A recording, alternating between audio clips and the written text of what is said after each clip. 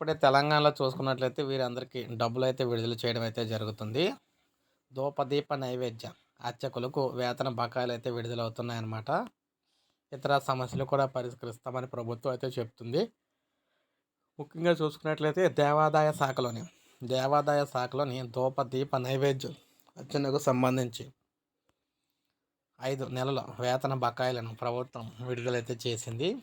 వారికి వేతనాలు పెంపుదల, ఉద్యోగ భద్రతపై త్వరలోనే నిర్ణయం తీసుకుంటామని వెల్లడించింది.